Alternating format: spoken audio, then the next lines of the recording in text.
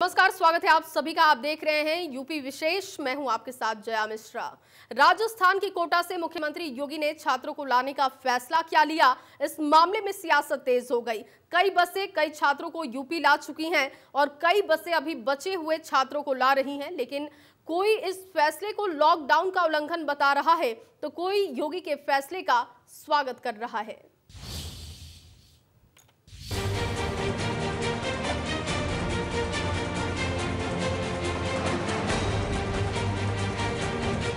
कोटा बना राजनीति का अखाड़ा। छात्रों को लाने पर क्यों हो रही सियासत? अखिलेश नीतीश ने योगी को घेरा। तेजस्वी ने नीतीश सरकार पर उठाए सवाल। अशोक गहलोत ने योगी का किया समर्थन। कोरोना काल के बीच आजकल राजस्थान का कोटा जिला राजनीति का अखाड़ा बन गया है। उत्तर प्रदेश के मुख्यमंत्री योगी आदित्यनाथ ने कोटा के कोचिंग सेंटर में फंसे छात्रों को वापस उनके घर पहुंचाने का फैसला लिया है और अब कई बसें कोटा से छात्रों को उत्तर प्रदेश ला भी चुकी है। लेकिन अब योगी सरकार के इस फैसले पर राष्ट्रीय स्तर की राजनीति तेज हो गई है। सीएम योगी के फैसले को लेकर सबसे पहले सपा अध्यक्ष अखिलेश यादव ने ट्वीट किया। अखिलेश ने ट्वीट कर सीधा सीएम योगी पर वार किया। उन्होंने लिखा कि गरीबों को वापस लाने की सरकार की क्या योजना है, सरकार ये भी बताए। उधर बिहार के मुख्यमंत्री नीतीश कुमार ने भी योगी सरकार के फैसले को गलत बताया है।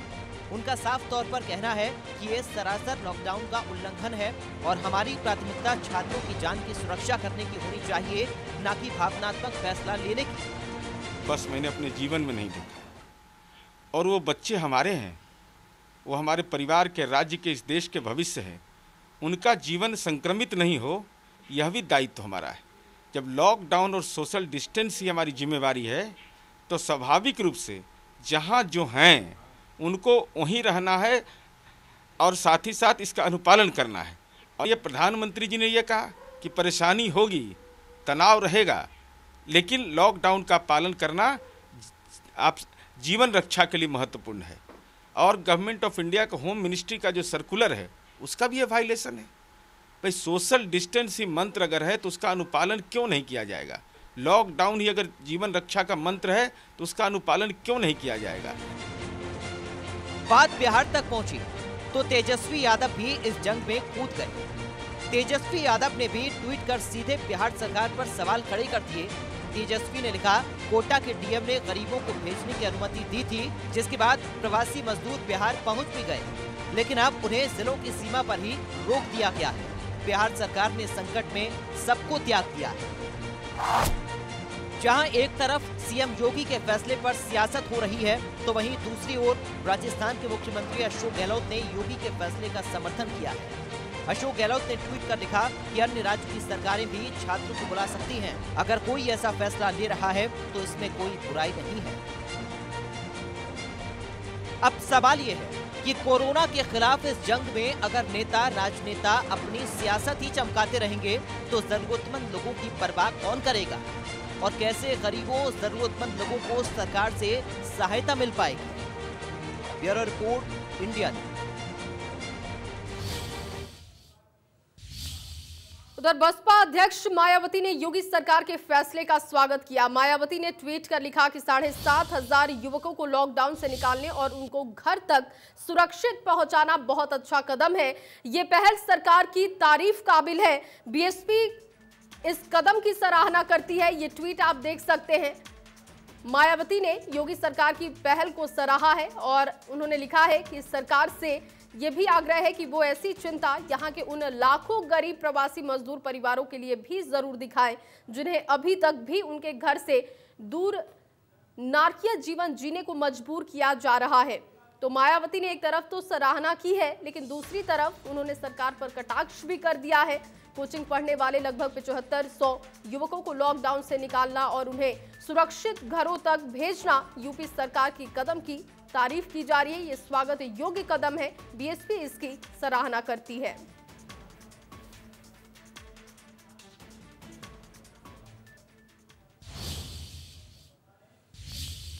वहीं देश भर में कोरोना के अब तक 1992 मरीज ठीक हो चुके हैं। कोरोना मरीजों की संख्या 14,000 से ज्यादा हो चुकी है। 24 घंटे की अगर बात की जाए तो 991 कोरोना के नए मामले सामने आ चुके हैं। कोरोना से देश में अब तक 480 लोगों की जान जा चुकी है। स्वास्थ्य मंत्रालय के संयुक्त सचिव लव अग्रवाल ने इस बात की जानकारी दी है। ताजा रिपोर्ट क्या है स्वास्थ्य विभाग की, सुनते हैं। देश में 1992 लोग क्योर हो चुके हैं, जिसके द्वारा अगर हम देखें तो हमारी overall cure percentage is something around 13.85%। कल से टोटल 991 एडिशनल पॉजिटिव केसेस आए हैं, which takes our confirm cases to 14,378 cases. Last 24 hours में 43 न्यू डेथ्स भी रिपोर्ट हुई हैं, taking our total death toll to 480 deaths.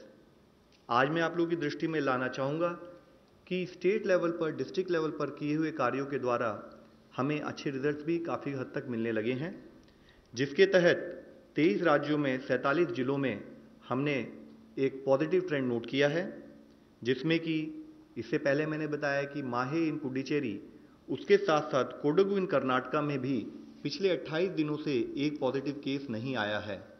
ये वह डिस्ट्रिक्ट थे जहाँ पर इससे पहले पॉजिटिव केस आए थे। 23 जिलों में, 23 स्टेट्स में 45 अदर डिस्ट्रिक्ट है जहां पर भी पिछले 14 दिनों से कोई भी नया केस रिपोर्ट नहीं हुआ है। इससे पहले जिन जिलों के बारे में मैंने आपको बताया था, उन जिलों के अलावा 22 नए डिस्ट्रिक्ट्स, 12 स्टेट्स में ऐसे आए हैं जहां पर कि पिछले 14 दिनों से कोई केस रिपोर्ट नहीं हुआ है। लॉकडाउन और सोशल डिस्टेंसिंग के बारे में जब हम बात करते हैं तो हर आदमी को सोशल डिस्टेंसिंग को फॉलो करना है, क्योंकि उसके घर में अगर कोई बुजुर्ग भी हैं तो उसके द्वारा उनको भी इन्फेक्शन पास होने का खतरा हो सकता है।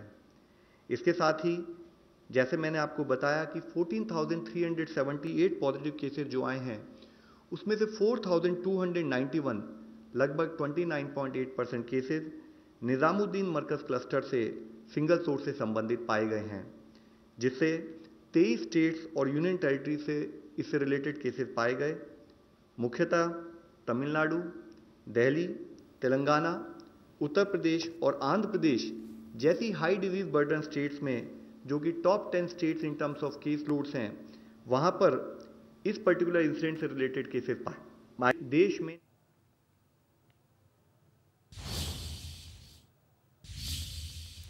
एक तरफ जहां देश कोरोना से जंग लड़ रहा है तो वहीं दूसरी ओर कोरोना वॉरियर्स पर एक के बाद एक हमले भी तेज हो रहे हैं। डॉक्टर और पुलिस टीम पर हमला करने वाले ये नहीं समझ पा रहे हैं कि आखिर जो लोगों की जिंदगी बचाने के लिए अपनी जिंदगी को दांव पर लगा रहे हैं, उन पर हमला करना कितना सही है।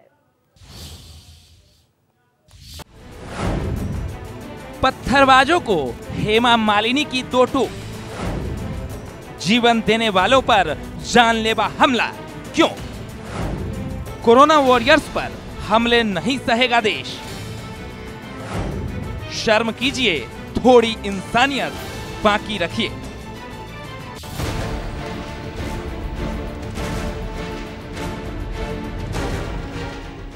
जी हां, ये शब्द हैं मथुरा से बीजेपी सांसद हेमा मालिनी के, जिनका सोशल मीडिया पर एक वीडियो वायरल हो चला है।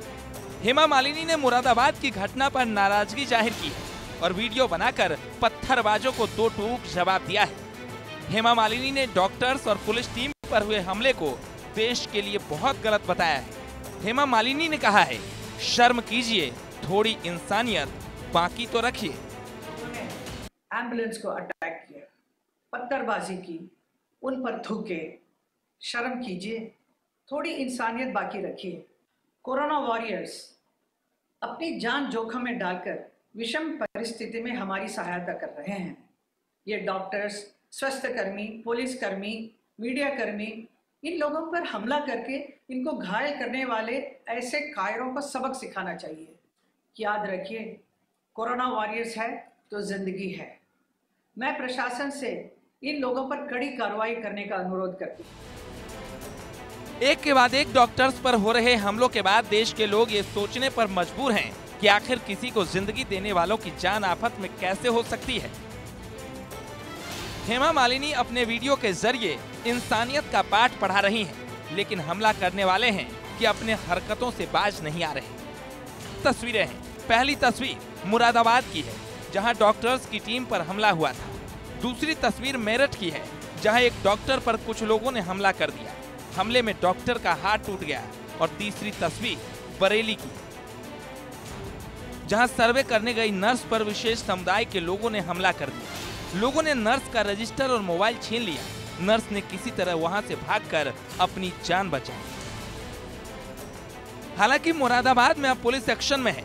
पुलिस पथराव करने वालों की ट्रेसिंग तेज हो गई है। वीडियो फुटेज की मदद से पुलिस हमलावरों की ट्रेसिंग कर रही है। पुलिस की 7 टीमें आरोपियों की तलाश में जुटी है। पुलिस जल्द आरोपियों को पकड़ने का दावा कर रही है। पूरा देश कोरोना से जंग लड़ रहा है और लोगों की जिंदगी बचाने के लिए स्वास्थ्य कर्मियों ने अपनी जिंदगी तक दांव पर लगा रखी है। उसके बावजूद कुछ लोग देश में ऐसे भी हैं जो जीवन देने वालों का ही जीवन लेने पर आमादा है। Bureau report, India news. Lockdown का पालन करा रहे पुलिस कर्मियों पर युवक की पिटाई का गंभीर आरोप लगा है। परिवार वालों का आरोप है कि पुलिस की पिटाई की वजह से युवक की मौत हुई है। दरअसल रिजवान नाम का युवक भूख लगने पर बिस्किट लेने गया हुआ था और उतने ही समय में वहां पर अचानक पुलिस की टीम पहुंच गई। उसकी पिटाई कर दी गई, जिससे कि गंभीर चोट उससे आई। इलाज के लिए सामुदायिक स्वास्थ्य केंद्र टाडा में भर्ती करवाया गया और इसके बाद जब उसकी हालत गंभीर हुई तो उसे जिला अस्पताल रेफर किया गया। देर रात इलाज के दौरान युवक की मौत की पुष्टि की गई। मौत होने के बाद परिजनों में कोहराम की स्थिति है और अपर पुलिस अधीक्षक अवनीश कुमार मिश्र ने बताया कि जांच कराकर इस पूरे मामले की कार्रवाई होगी।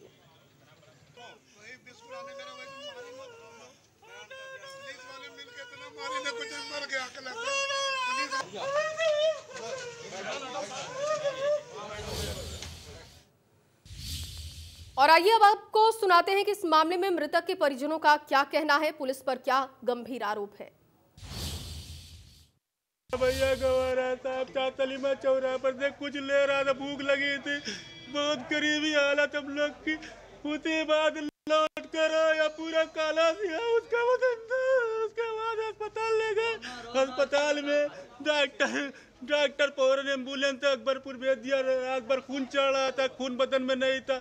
रात के 2 बजे दम निकल गया। मेरे बच्चा का, मेरे लाल का, मेरे भैया का, अरे मेरे भैया। 4 लोग मारे हैं। कितने पुलिस वाले थे जो बताया? 4 बता रहे हैं। 4 थे वहाँ साहब। एकदम बदन काला था, लाल हो गया था। जाके देख लीजिए, खून कुछ नहीं। ये एक रिजवान बच्चा है, तो उसकी अभी जिला अस्पताल में डेथ हुई है। परिवार वालों का ये आरोप है कि पुलिस वालों द्वारा 2-3 दिन पहले इसमें मारपीट की गई थी। अभी उस बच्चे का पोस्टमार्टम करा करके और जो सीसीटीवी फुटेज है उसकी जांच करा करके जो भी आरोप परिवारिक जन द्वारा लगाया जा रहा है उसके बारे में जांच करके कार्रवाई की जाएगी। उधर लखनऊ में किस तरीके से कोरोना वॉरियर्स दिन रात काम पर लगे हुए हैं, इसका जायजा मेरे सहयोगी ने लिया है। क्या कुछ वहां पर देखने को मिला, आपको भी दिखाते हैं। हाँ, आप देख रहे हैं कि पूरे अगर हम प्रदेश की बात करें तो कई तरह की तस्वीरें निकल के सामने। जहाँ एक तरफ मुरादाबाद जैसी घटनाएं हो रही, वहाँ राजधानी लखनऊ में आप देख रहे हैं कि किस तरह से लोग जो हमारे कोरोना वॉरियर्स हैं उनका किस तरह से लोग स्वागत कर रहे हैं, फूल माला पहना रहे हैं। हमारे साथ में आप देख सकते हैं पीछे डॉक्टर्स भी हैं, प्रशासनिक अधिकारी भी हैं और पुलिस भी है। सभी लोग हैं, उनको इस तरह से यहाँ की जो जनता है मोहनलालगंज की, उन्होंने आज पूरी तरह से स्वागत किया है। हमारे साथ में यहाँ के जो एसीपी साहब हैं उनसे बात करते हैं। सर, कैसा लगता है कि जैसे एक तरफ जहाँ मुरादाबाद जैसी घटनाएं हो रही, वहाँ दूसरी तरफ लोग इस तरह से स्वागत कर रहे हैं, तो सर क्या कहेंगे इस पर? यहाँ पर जो हमारे मोहनलालगंज थाना क्षेत्र के जो यहाँ पे सम्रांत नागरिक हैं एवं यहाँ के आम नागरिक हैं, सभी का धन्यवाद कि यहाँ पे जो लॉकडाउन का अनुपालन करने में सहयोग कर रहे हैं। और उनका कहना है कि आपको सम्मान भी कर रहे हैं कि जो हमारे कोरोना से लड़ाई लड़ने में जो सहयोग कर रहे हैं, खासकर पुलिस प्रशासन है, एडमिनिस्ट्रेशन है और डॉक्टर हैं, सफाई कर्मी हैं, सभी का ये स्वागत कर रहे हैं सोशल डिस्टेंसिंग को मेंटेन करते हुए। तो हम भी इनका धन्यवाद करते हैं और इनसे अपेक्षा रखते हैं कि ये सहयोग करें। बिल्कुल। बिल्कुल, ये वो पुलिस अधिकारी थे जो आपकी सेवा में 24 घंटे रहते हैं। वहीं अगर प्रशासनिक अधिकारियों की बात करें तो यहाँ पर उप जिलाधिकारी महोदय भी, जो कि दिन रात लोगों तक खाना पहुँचाने का काम और तमाम काम कर रहे हैं। मैम, क्या कहेंगी, आज लोगों ने जिस तरह से आप लोगों का स्वागत किया है, लोग भी समझ रहे हैं कि आप लोग 24 घंटे सेवाएं दे रहे हैं, कितना अच्छा लग रहा है आपको? एक उत्साहवर्धन का काम कर रहा है, बहुत अच्छा लग रहा है। लेकिन इसके साथ मैं ये भी कहूँगी कि सिर्फ हमारे और इनके किए नहीं हो रहा है, चूँकि यहाँ पे यहाँ की जनता, यहाँ के पत्रकार एसोसिएशन में, यहाँ की पुलिस, यहाँ के हम सभी लोग, आप सभी लोग क्योंकि जागरूक हैं, इसलिए ये कार्य हो पा रहा है। बिल्कुल बिल्कुल, इन सभी लोगों में डॉक्टर्स की भी टीम है। हमारे साथ वो डॉक्टर्स भी हैं जो लगातार जो कोरोना पेशेंट हैं उनकी देखभाल करते हैं। सर, कितना अच्छा लग रहा है जिस तरह से लोगों ने आप लोगों का स्वागत किया है? देखिए, ये पब्लिक की पर्सनल इमोशंस हैं, इसको वो बयां कर रहे हैं। बाकी हर आदमी अपना अपना काम कर रहा है, ये पब्लिक अपने इमोशन बयां कर रही है। बिल्कुल बिल्कुल, आप देख रहे हैं कि किस तरह से यहाँ की जो जनता है लोगों का लगातार स्वागत कर रहे हैं, किस तरह से फूल वर्षा हो रही है। हर गली मोहल्ले से जहाँ से ये टीम निकल रही है, कोरोना वॉरियर्स की टीम निकल रही है, वो लोग लगातार इन कोरोना वॉरियर्स का स्वागत करते हुए नजर आ रहे हैं। लखनऊ से इंडिया न्यूज़ के लिए जय शुक्ला। उधर बरेली के नवाबगंज तहसील के गांव वहर जागीर में कोरोना के खिलाफ लड़ाई में बहुत महत्वपूर्ण काम हो रहा है और यहां पर काम करने वाली एक स्वयंसेवी संस्था ने पीपीई किट बनाने का काम शुरू किया है, जो कि भारतीय रेलवे में स्वीकृत हो चुकी है और अब भारतीय रेलवे में इसकी सप्लाई भी शुरू की जाएगी। नवाबगंज विधानसभा क्षेत्र के विधायक कैसर सिंह गंगावार के निर्देशन में किट बनाने का काम जोरों पर चल रहा है।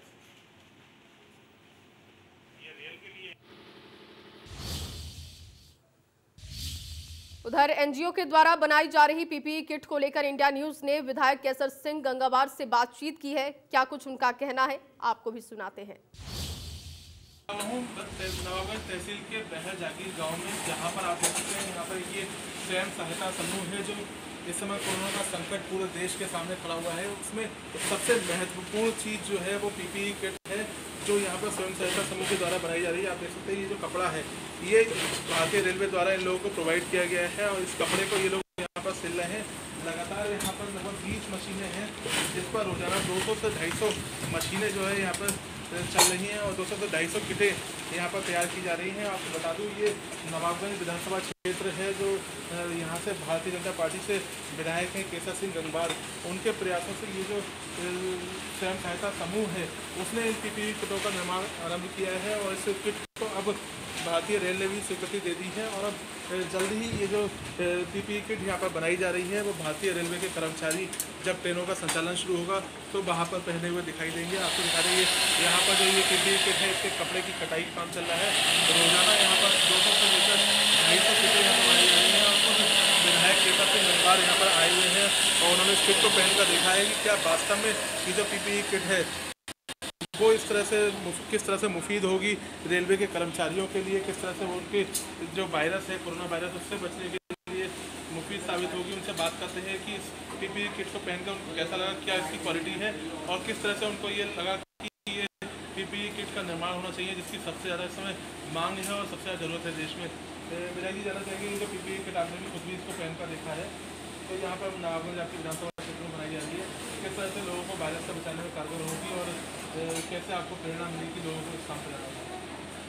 ये हमारे अनंत विजय जी हैं जो जर्मन में रहते हैं और उन्हीं का निवास है, तो वो अपने गांव से और क्षेत्र से लोगों को बड़ा लगाव रखते हैं।